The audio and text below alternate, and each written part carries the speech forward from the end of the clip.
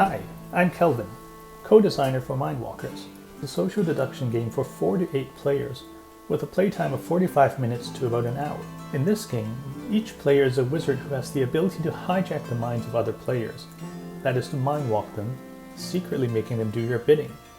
In this video, I'm going to go over the objective of the game, the flow of the gameplay, and the mindwalk mechanic and examples of some strategies that are possible. There are two main ways to win the game. The first way is to fulfill the condition written on your identity card, which are given out randomly at the beginning of the game. There are 2 factions and up to 3 lone wolf identities possible. The number of identity cards used is always 1 more than the number of players.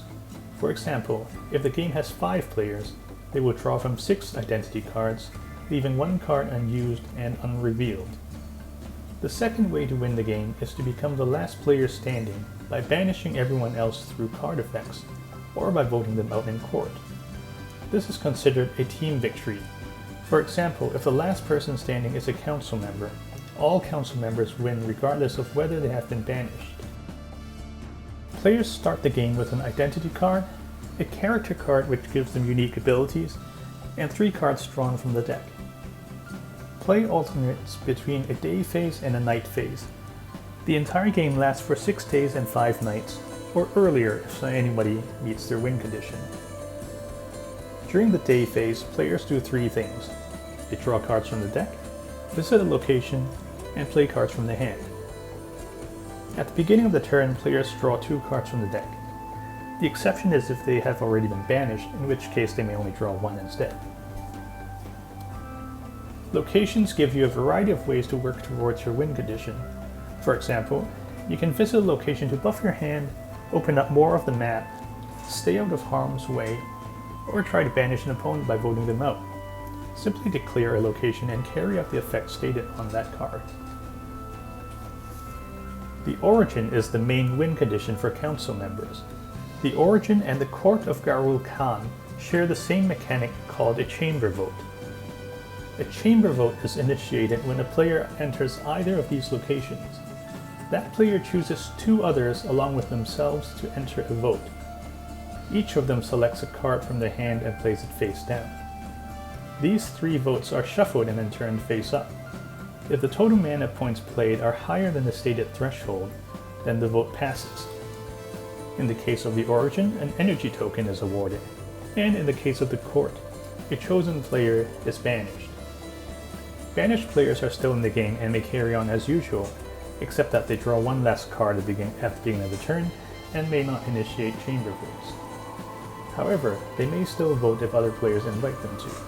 Players can play any number of cards from their hand or hold on to them for future use. Mana is the main currency in this world. You can use mana cards to pass votes, enact council actions, and activate artifacts. Spell cards let you attack and defend from other players, or react to changing game conditions. Finally, artifacts have a continuous effect and stay with you unless they're stolen by other players. Because they're more powerful, there's a mana cost to activate them. After completing these 3 actions, play moves on to the next player, and after all players have had their turn, the game moves on to the night phase. The night phase is when the mindwalking magic comes into play. Each player takes 1 of their blank mindwalk cards and writes down instructions for 1 other player. What to write is completely up to them, with just a few conditions. The commands may affect at most 1 action during the day phase. They cannot force a player to make an illegal move, and they may not force the player to reveal their identity. As long as a command fits these conditions, the recipient must carry them out. Some common mindwalk commands involve trying to pass or veil chamber votes, spending somebody else's mana so you don't have to, acquiring resources, and attacking a 3rd opponent. Some advanced strategies include setting up plays multiple rounds in advance, or sending out misinformation to confuse your opponent. Players hand their commands to anybody they choose in the same order as they played during the day phase. A player can receive multiple commands in the same round. If the commands are compatible, they must follow them all. If on the other hand they conflict with each other, the one written by the player who moves earliest takes priority. After all players have issued their commands, the game proceeds to the next day and repeats until someone has met their win condition or 6 days have passed, in which case the following win the game. Thanks for considering Mindwalkers.